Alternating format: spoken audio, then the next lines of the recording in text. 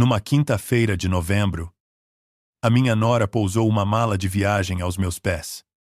Na cozinha da casa, onde eu tinha enterrado a minha mulher, e disse-me, sem levantar a voz, que a herdade já estava vendida e que o meu lugar, a partir daquele dia, era num lar em Évora. Falou como quem lê uma lista de compras. Disse que estava tudo tratado, que eu não tinha de me preocupar com papéis, que o meu filho e ela já tinham assinado o que havia para assinar. E depois, com um pequeno sorriso, acrescentou que um homem da minha idade não devia andar sozinho no meio de tanto olival, que podia cair, que podia esquecer-se do lume aceso, que era melhor para todos. Eu tinha 71 anos. Tinha passado 40 a descobrir fraudes escondidas nas contas de empresas que se julgavam espertas demais para serem apanhadas. E fiquei ali, de pé, a olhar para aquela mala, sem gritar, sem chorar, sem tremer, porque foi exatamente nesse instante que eu percebi, com uma calma que até a mim me assustou, que eles não faziam ideia de com quem se tinham metido. Não bati com o punho na mesa. Não a expulsei de minha casa. Limitei-me a dizer, muito devagar, que sim, que ela tinha razão, que talvez fosse melhor para todos.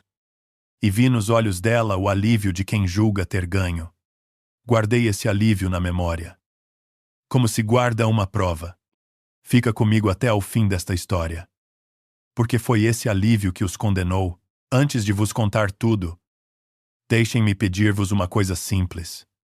Se alguma vez tiveram de se defender das pessoas que mais deviam proteger-vos, se alguma vez alguém da vossa própria família olhou para os vossos cabelos brancos e viu apenas dinheiro, então esta história é para vós. Digam-me nos comentários de que cidade ou de que país me estão a ouvir. Subscrevam este canal. Carreguem no gosto. E fiquem comigo até ao fim, porque o que aconteceu depois daquela mala pousada no chão da minha cozinha vai mostrar-vos que a paciência de um homem velho pode ser a arma mais silenciosa do mundo. O meu nome é Armando Meireles. Nasci em 1953, numa aldeia perto de Évora, filho de um homem que nunca teve nada e que morreu a dever ao patrão. Fui revisor oficial de contas durante quase 40 anos. Passei a vida inteira sentado em salas frias, com montanhas de faturas à minha frente, a procurar o número que não batia certo, a rubrica que não devia estar ali, o cêntimo que faltava e que denunciava tudo o resto. Aprendi cedo uma verdade que nunca me abandonou: os números não mentem. As pessoas mentem. Os números apenas guardam a mentira até que alguém tenha a paciência de a ler. A minha mulher chamava-se Amália. Casamos em 1979, numa igreja pequena, com os pés no chão e o futuro por construir. Ela era professora primária. Tinha as mãos mais quentes que eu alguma vez conheci e uma teimosia doce que me segurou nos anos em que tudo era difícil.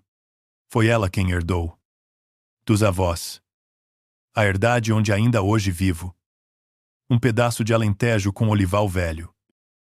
Um montado de sobreiros e uma casa branca de paredes grossas que aquece devagar no inverno e guarda o fresco no verão. Não era uma herança rica. Era terra cansada. Oliveiras a precisar de amor e uma casa a precisar de telhado. Foi o trabalho de uma vida inteira. O meu e o dela, que transformou aquilo em algo que valia dinheiro. Cada muro que ali está, fui eu que o paguei com noites sem dormir. Cada oliveira nova, foi a Amália que a plantou de joelhos na terra. A Amália morreu há 6 anos, numa manhã de fevereiro. Devagar, com a minha mão na dela, deixou-me a casa, o olival, e um silêncio que eu ainda não aprendi a atravessar. E deixou-me uma coisa que eles nunca souberam ver, e que mais tarde vos explicarei. Porque a Amália no meio da doçura toda. Era muito mais atenta ao mundo do que qualquer um de nós imaginava. Tivemos um filho apenas. O Ricardo. Criei-o a pensar que lhe estava a dar tudo. Paguei-lhe a universidade em Lisboa. Dei-lhe carro quando ele pediu. Dei-lhe a entrada para um apartamento quando ele casou. Nunca lhe faltou nada. E talvez tenha sido esse o meu erro. Quando um homem nunca conhece o peso de conquistar as coisas, começa a achar que as coisas lhe são devidas. O Ricardo casou aos 35 anos com a Sofia. Ela tinha na altura 31. Bonita. Arranjada. Com uma maneira de falar que parecia sempre estar a medir o valor de cada pessoa à mesa. Desde o primeiro almoço em minha casa, que percebi que ela não olhava para mim. Olhava para as paredes. Para a terra. Para o valor de tudo aquilo. Eu quis pensar que era impressão minha. Um pai tenta sempre calar a desconfiança quando vê o filho a sorrir. Eu quis acreditar que ela o fazia feliz. O Ricardo entrou em maus negócios. Nunca me contou. Claro. Fui sabendo aos poucos. Como se sabe uma doença. Por sintomas. As chamadas a pedir empréstimos pequenos. Depois, maiores. O carro novo que apareceu sem explicação. As férias caras. E, por trás de tudo, a Sofia. Com aquela voz calma, a dizer que era um investimento. Que era uma oportunidade. Que só faltava um empurrão. O empurrão era sempre o meu dinheiro.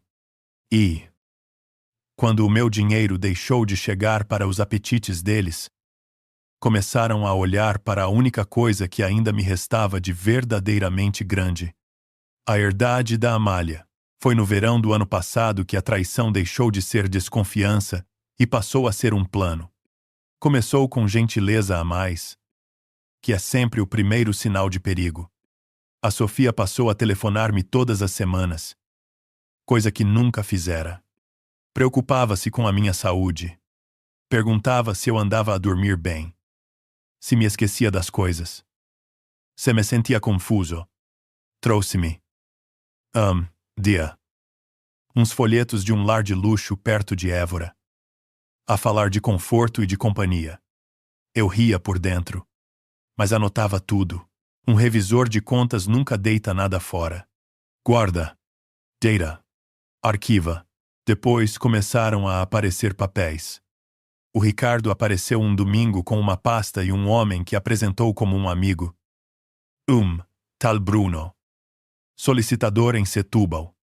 Disse-me, com aquele à vontade de quem já ensaiou a frase, que era só para organizar as coisas. Para me poupar trabalho. Para eu não ter de andar de cartório em cartório na minha idade. Empurrou para a minha frente uma procuração. Disse que era uma procuração simples. Para eles poderem tratar de contas. De contribuições. De burocracias. Sem me machar. A Amália sempre me ensinou a nunca assinar nada com pressa. E eu não assinei. Disse que ia ler com calma. Que depois lhes dizia. O Bruno e o Ricardo trocaram um olhar. Um olhar rápido. Que eu conheço bem. O olhar de quem tinha contado com um velho distraído e encontrou um velho atento. Nunca assinei aquela procuração. E foi por isso que percebi. Semanas mais tarde. Que estava a acontecer algo muito pior do que uma pressão de família. Por quê? Dia. Ao ir ao balcão do meu banco em Évora, tratar de um assunto banal. A funcionária disse-me, com um sorriso, que estava tudo bem tratado. Que o meu representante já tinha passado por lá. O meu representante? Eu não tinha nenhum representante. Pedi para ver. E lá estava. Uma procuração. Com o meu nome. Com a minha morada. Com uma assinatura que se parecia com a minha. Parecia. Mas não era. Eu conheço a minha assinatura como conheço a minha própria respiração. Aquele R estava demasiado fechado. Aquele M não tinha o arranque que o meu sempre teve. Alguém a tinha copiado. Com jeito. Mas a tinha copiado. E, com aquela procuração falsa, tinham já movimentado das minhas contas 47 mil euros em 3 meses. Fiquei ali, à frente daquela rapariga, com a folha na mão, e senti o chão a fugir-me. Mas não disse nada. Sorry. Disse que sim. Que estava tudo em ordem. Obrigado. Voltei para o carro. Sentei-me ao volante. E fiquei muito quieto. O coração batia-me com força. Mas a cabeça, essa, começou a trabalhar. Devagar. Fria. Um homem que entra em pânico perde a lucidez. E a lucidez era a única coisa que me restava. Se eu fosse dali a correr para a esquadra a gritar que o meu filho me tinha roubado, o que aconteceria? Eu tinha uma procuração que dizia o contrário. Tinha um filho que juraria que eu andava esquecido. Tinha uma nora que já espalhara, entre a família toda, que o pobre Armando andava confuso, que já não regia a vida. Eu seria exatamente o que eles diziam que eu era. Um velho a acusar a família de fantasias. Percebi então o desenho inteiro. Primeiro, a procuração falsa, para me esvaziarem as contas em silêncio. Segundo, a fama de que eu estava demente, semeada aos poucos, chamada a chamada, folheto a folheto. Terceiro, e este era o golpe de misericórdia. Um processo em tribunal para me declararem incapaz, para me tirarem o direito de decidir sobre a minha própria vida e sobre os meus próprios bens. E, com esse processo em curso, venderiam a herdade da Amália a quem lhes desse jeito, por tostões, e eu acabaria fechado num lar, calado, considerado por todos um pobre coitado que já não sabia o que dizia. Era um plano quase perfeito. Quase. Porque tinha um único defeito. Julgava que eu era estúpido. Nessa noite, não dormi, mas também não chorei. Sentei-me à mesa da cozinha. A mesma mesa onde a Amália descascava batatas a cantar. E fiz o que sempre soube fazer melhor. Peguei numa folha e comecei a construir a contabilidade da minha própria defesa. Datas. Valores. Nomes. E, ao lado de cada mentira deles, deixei uma coluna em branco, à espera da prova que a haveria de desmontar. Na manhã seguinte, telefonei à única pessoa em quem confiava de olhos fechados. O doutor Nuno Rebelo. Conhecíamo-nos há quase 30 anos. Ele era advogado. Dos antigos. Daqueles que ainda acreditam que a lei serve para proteger quem tem razão e não apenas quem tem dinheiro. Tínhamos trabalhado juntos em processos difíceis. Ele do lado jurídico, eu do lado dos números. Ele sabia como eu era. Sabia que eu não me assustava com facilidade e que não inventava histórias. Fui ao escritório dele, no Rocio, em Lisboa, e pousei-lhe em cima da secretária tudo o que já tinha reunido. A cópia da procuração falsa, os extratos das contas, a lista das transferências, os folhetos do lar, as datas das chamadas da Sofia. O Nuno leu tudo em silêncio, com os óculos na ponta do nariz. Quando acabou, tirou os óculos, esfregou os olhos e disse, muito calmamente, que aquilo não era uma questão de família, que aquilo era crime, falsificação de documento, burla, e que o processo de interdição que eles preparavam era a peça que faltava para fechar tudo. Depois olhou para mim e perguntou o que é que eu queria fazer. Se queria que ele parasse tudo já, com uma providência cautelar. Com um estrondo.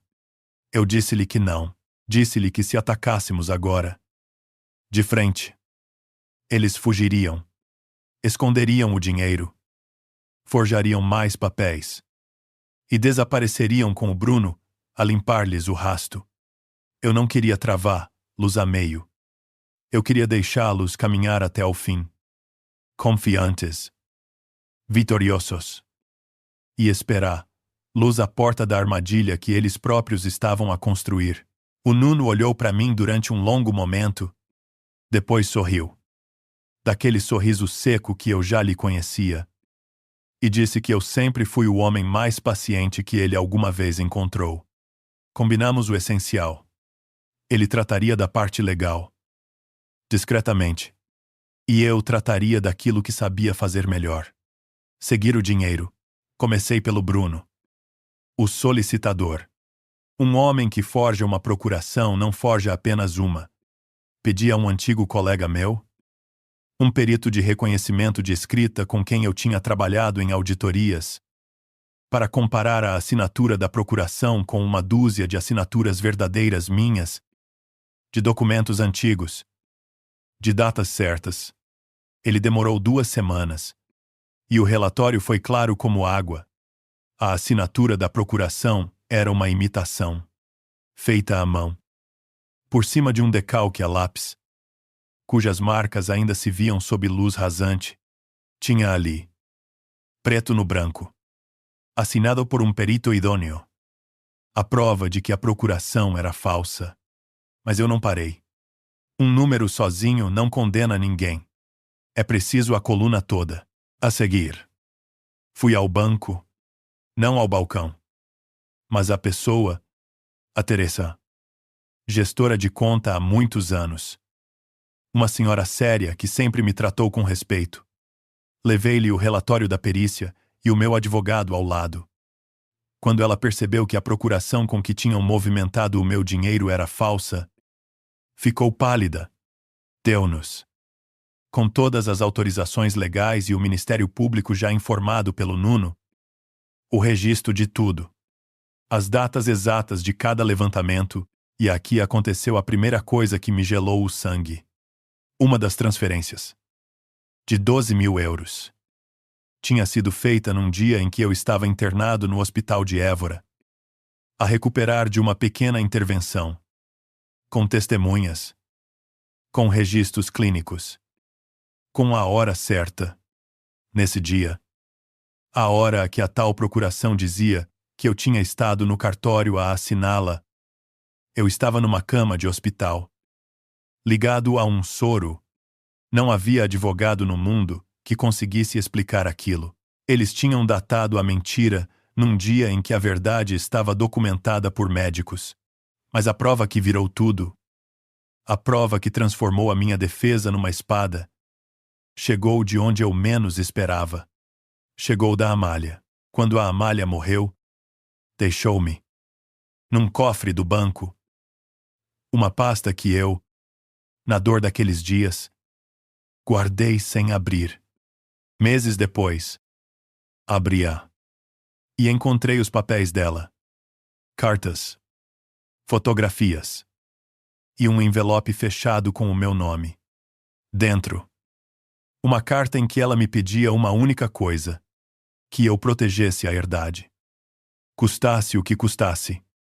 Porque aquela terra era a memória da família dela e não devia nunca cair em mãos que não a amassem.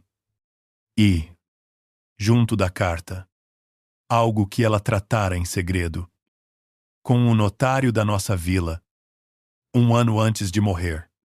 A Amália, sem me dizer nada, tinha alterado a titularidade da parte que era dela. Tinha deixado a nua propriedade da herdade a uma finalidade que ela própria escrevera, com o usufruto para mim em vida. Por outras palavras, eu podia viver ali, cuidar de tudo. Mas a herdade, MC, já não era um bem que se pudesse vender livremente. Estava presa a uma vontade que a lei protegia. A Amália, com a sua doçura toda, tinha construído um muro à volta daquela terra que nenhum ladrão conseguiria derrubar. E nem o Ricardo, nem a Sofia, nem o Bruno faziam a mais pequena ideia de que esse muro existia. Fiquei muito tempo sentado com aquela carta na mão, na cozinha, com o retrato dela em cima do aparador, a olhar para mim. E percebi que a minha mulher, 6 anos depois de morta, ainda me estava a proteger. Chorei nessa noite. Sam. Chorei como não chorava há muito. Mas foi um choro diferente. Foi o choro de um homem que percebe que não está sozinho. Que nunca esteve. Faltava-me a última peça. A confissão deles. As provas de papel condenavam a fraude. Mas eu queria a intenção. Queria ouvi-los. Com as próprias bocas. A dizer o que planeavam. E a oportunidade veio ter comigo. Servida pela arrogância deles. O Ricardo telefonou-me. Com voz de menino arrependido. A convidar-me para um almoço de família num restaurante em Évora. Disse que era importante. Que tínhamos de falar de coisas. Que a Sofia queria estar presente. Eu percebi logo. Iam apresentar-me o processo de interdição como se fosse um favor. Iam pedir-me para colaborar. Aceitei. E preparei-me. Não com raiva. Com método. Levei comigo. No bolso do casaco. Um pequeno gravador. E, mais importante do que isso, levei a cara certa, a cara do velho cansado e derrotado que eles queriam ver. Cheguei ao restaurante devagar. De ombros, descaídos, apoiado numa bengala que, na verdade, não me fazia falta nenhuma, mas que servia o retrato. A Sofia recebeu-me com um beijo frio na cara e uma preocupação de plástico. O Bruno estava lá. O solicitador. O que me deu logo a certeza de que aquilo não era um almoço de família. Era uma reunião de negócios sobre a minha vida. Sentei-me. Encolhido. E deixei-os falar. E eles falaram. Se falaram. A Sofia. Ao segundo copo de vinho. Com a segurança de quem já se julga dona de tudo. Disse ao Ricardo. Baixinho. Mas não o suficiente. Que era melhor despachar o processo do teu pai antes do verão. Porque o comprador da herdade já estava impaciente. O Bruno acrescentou. Com um risinho. Que uma vez o tribunal nomeasse o Ricardo como responsável, a escritura fazia-se numa tarde. E que ele já tinha a minuta pronta. É a Sofia. A olhar para mim, como quem olha para um móvel velho que estorva. Disse a frase que eu nunca hei de esquecer. Disse que o problema dos velhos é que se agarram às coisas como se as fossem levar para a cova. E que a melhor coisa que podia acontecer àquela herdade era passar para mãos que soubessem o que ela vale em dinheiro. Falou de mim como quem fala de um estorvo. À minha frente. A pensar que eu já não percebia nada. Eu não levantei a voz. Não larguei uma lágrima. Continuei a mexer a sopa devagar. Mas, dentro do bolso, o gravador guardava cada palavra. E, dentro do peito, aquela calma perturbadora, que já não me largava, dizia-me apenas uma coisa. Já chega. Está tudo. Nas semanas seguintes, montei tudo com o Nuno. Peça a peça. Como quem reforça uma parede antes da tempestade. A perícia à assinatura. Os extratos com a transferência feita no dia em que eu estava no hospital. Os documentos da Amália. Protegidos pelo notário. A gravação da confissão. E, por cima de tudo, deixamos que o processo deles avançasse. Deixamos que o Ricardo entregasse em tribunal o pedido para me declarar incapaz. Cheio de mentiras sobre a minha cabeça. Deixamos que marcassem a data da audiência. Deixamos que eles se sentissem, até ao último minuto, absolutamente vencedores. Nunca lhes dei um único sinal. Continuei a atender as chamadas da Sofia com voz fraca. Continuei a agradecer os folhetos do lar. Deixei que o Ricardo pensasse que o pai já se tinha rendido. Um construtor não avisa o inimigo de que a ponte está minada. Espera que ele a atravesse. A audiência foi marcada para uma manhã fria de janeiro. No tribunal de Évora. O processo que eles tinham aberto para me arrancar tudo ia realizar-se numa sala pública, com um juiz, com o Ministério Público presente e com testemunhas. Era exatamente onde eu os queria, porque o que eles tinham preparado para ser a minha humilhação ia ser, sem eles saberem, o palco da sua queda. Cheguei cedo. Vesti o meu melhor fato. O mesmo com que casei com a Amália, que ainda me servia. Não levei bengala nenhuma. Entrei na sala com as costas direitas e o passo firme. Vi a cara do Ricardo mudar quando me viu. Ele esperava um velho encurvado.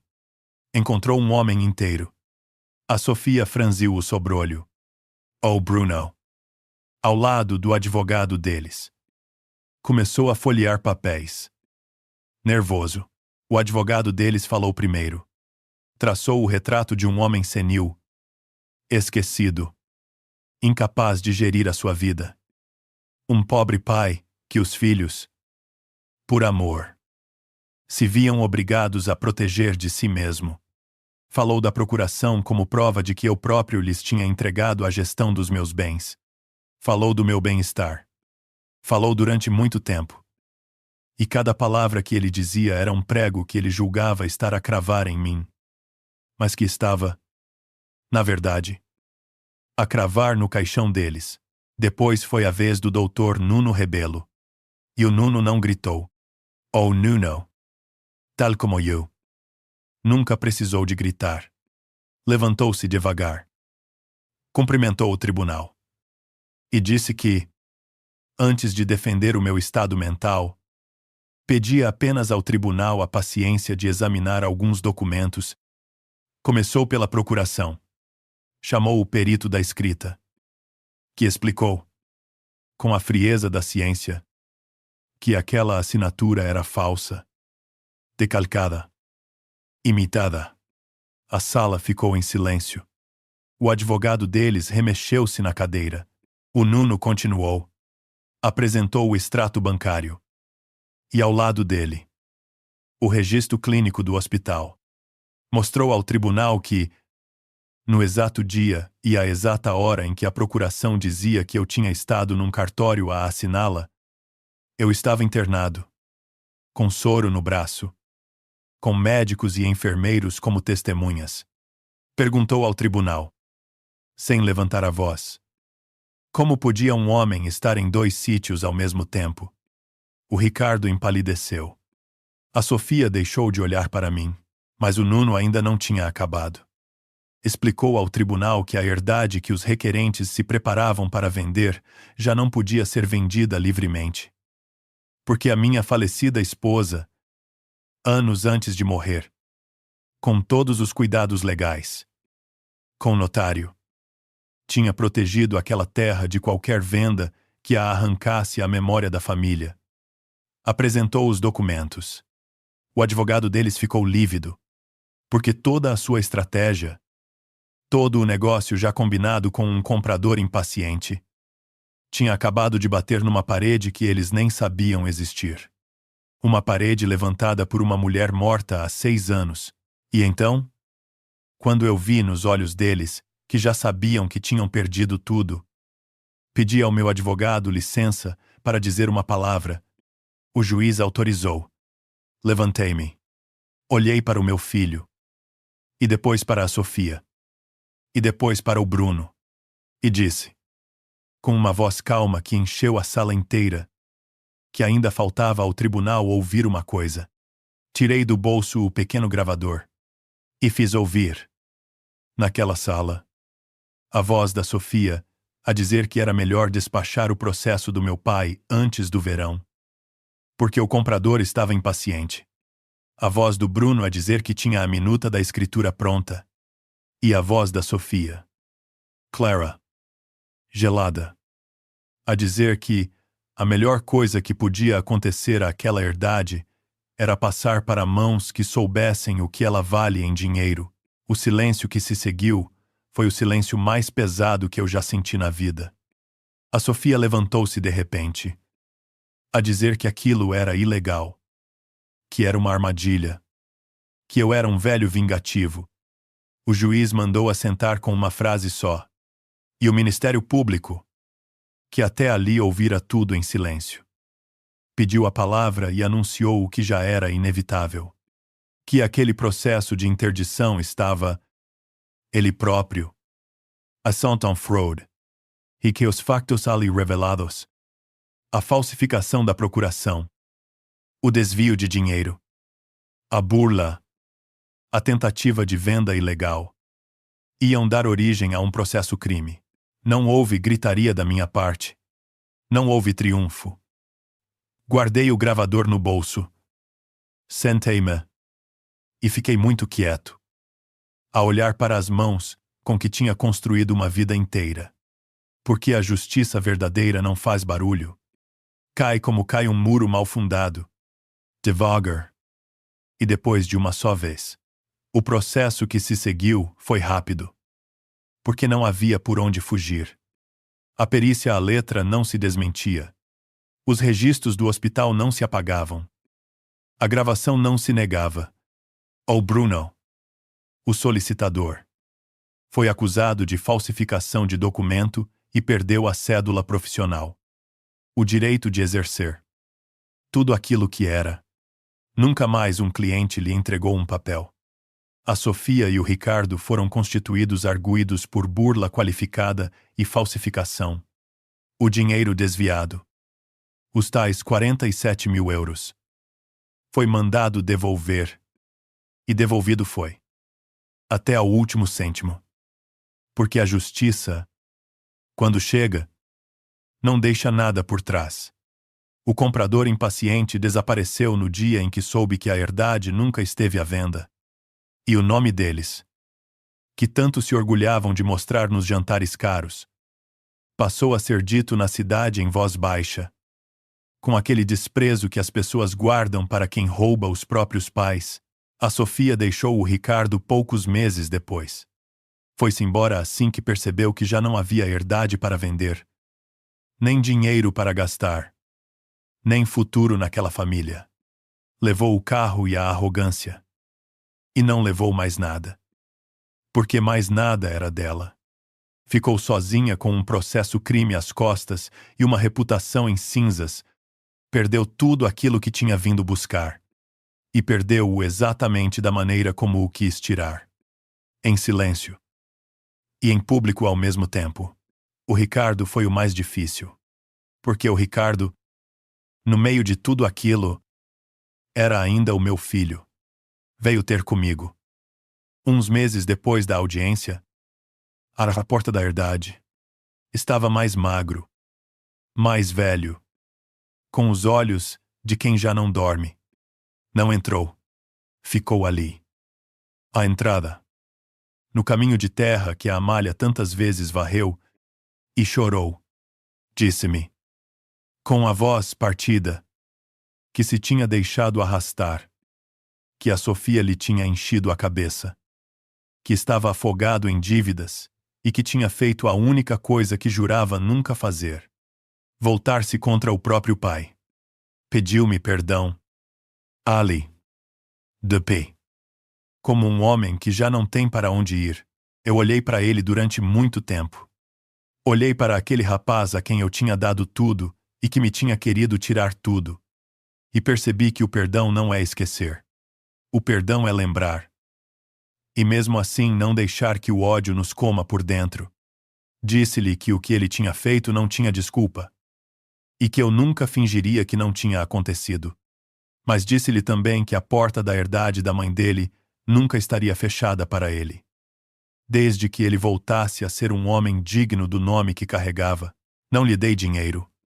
Não lhe dei a herdade. Dei-lhe apenas uma coisa que ninguém lhe pode roubar nem comprar. Uma segunda hipótese de ser gente. O que ele fizer dela é com ele, hoje. 1 ano depois daquela manhã fria no tribunal, a paz voltou à casa branca de paredes grossas. A herdade continua minha, para cuidar em vida, e da Amália para sempre. As oliveiras que ela plantou de joelhos deram este ano a melhor colheita de que há memória. E eu não pude deixar de pensar que era ela. De algum lado. A sorrir. Mas eu não quis ficar apenas com a Vitória. A Vitória. Sozinha. É uma coisa fria. Fiz com ela aquilo que a Amália teria querido. Peguei numa parte da casa antiga. Que dá para o olival. Mandei arranjar o telhado que sempre precisou. E abri-lhe. Com o pouco que ainda tenho e com a ajuda de gente boa. Um lugar a que dei o nome dela. A Casa Amália. É um sítio para onde vêm homens e mulheres velhos que a própria família deixou cair. Que foram roubados pelos filhos. Que foram fechados em quartos e esquecidos. Vêm para ali passar os dias com dignidade. Ao sol. Entre as oliveiras. Com uma sopa quente à mesa e alguém que os ouve. Não é grande. Mas é verdadeiro. E cada vez que vejo um daqueles velhos, que chegou de cabeça baixa, voltar a levantar o rosto e a rir, sei que a minha mulher, 6 anos depois de morta, continua a fazer o que sempre fez melhor, a tomar conta de quem precisa, se há uma coisa que eu vos peço. A vós que me ouviram até aqui. Não deixem que a idade vos faça baixar a guarda. Não deixem que vos convençam de que ser velho é ser tolo. Os cabelos brancos não são fraqueza. São 40 anos. 50 anos. 60 anos a ler o mundo.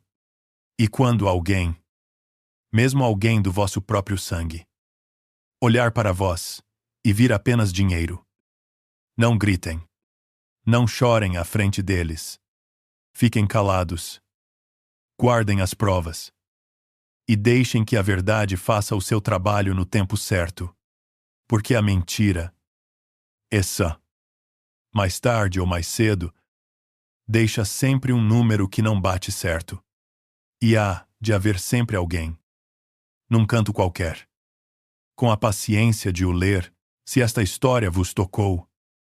Se já sentiram na pele o peso de defenderem a vossa dignidade contra quem devia protegê-la, digam-me nos comentários de que terra me estão a ouvir. Subscrevam este canal. Carreguem no gosto.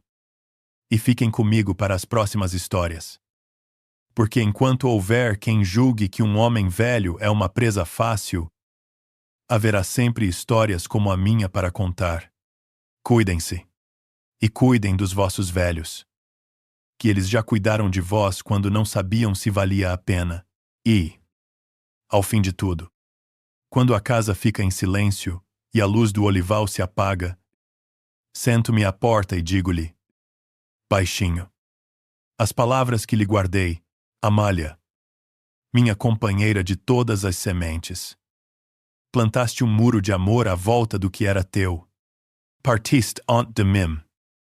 Deixaste-me as sementes. E mesmo do outro lado, a tua mão me protegeu. Quiseram-me a terra.